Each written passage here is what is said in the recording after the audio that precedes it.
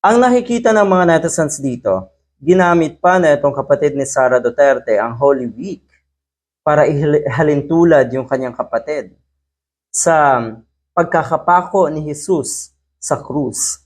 Pangilabutan naman po sana kayo. Madalas kasing sabihin at ipagtanggol nga na itong kapatid ni Sara Duterte na si Paulo Duterte na sana daw ay hindi ibunton at isisi lahat kay Sara Duterte. Ano yung lahat? Ay ang pinag-uusapan lang naman dito ay ang issue ng West Philippine Sea. Ang issue na ni minsan ay hindi nagpakita ng pagsuporta sa ating soberanya at hindi man lang pinotektahan na itong sitting vice president na ito ang ating bansa, ang kapakanan ng ating bansa. Yun nga, sabi dito, as we pause and pray this Holy Week and reflect on the Savior Jesus Christ as He is nailed to the cross, we shall also reflect on why you nail everything to the Vice President. You see, huwag niyo pong ikabit sa Holy Week season or pagdiriwang ng Holy Week. Etong mga issue nga na kuno ay madalas ay sinisisi si Sara Duterte. Anong gusto niyong gawin? Anong gusto niyo or sino ang gusto niyong sisihin?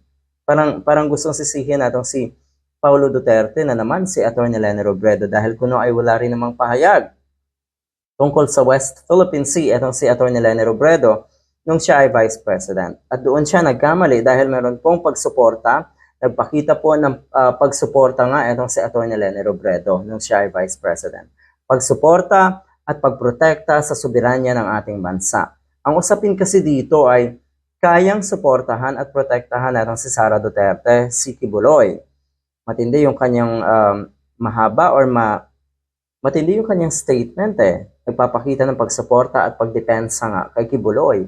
Na ang ibig sabihin naman dyan, yung tipong hindi ka naniniwala doon sa mga nag-aakusa na mga maliliit nating kababayan, nag-aakusa kay Kibuloy.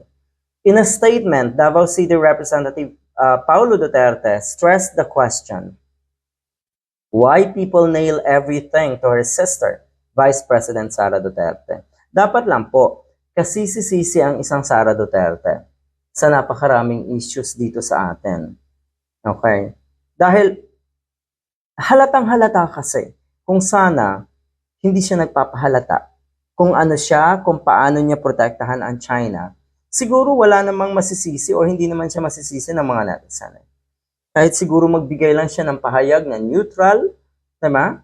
Baka, yun nga, baka lang isipin or baka ang dating kasi ay mahalata na pro-China talaga siya. So mas maigi na neutral na lang sana ang kanyang mga statement tungkol nga sa issue na ito. Pero yung sinasabing sinisisi, at bakit isisisi sa kanya kung wala talaga siyang kasalanan, kung wala siyang connection sa mga issue, hindi talaga siya masisisi.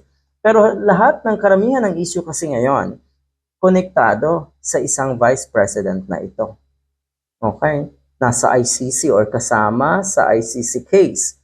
Ay, sinong maniniwala pa? Diba? Nakuno ay meron siyang basbas doon sa Oplan Tukhang sa Davao City. Naglabasan lahat ng yan At yung sinasabing sinisisi si Sara Duterte, nako po, baka nga hindi lang dapat si Sara Duterte ang sisihin dito Dapat sisihin ang buong pamilya nyo na nagdala ng kapahamakan sa ating bansa at ipinagkanulo sa tingin ko ang ating bansa rin dahil kayong lahat dyan ay pro-China. Diba?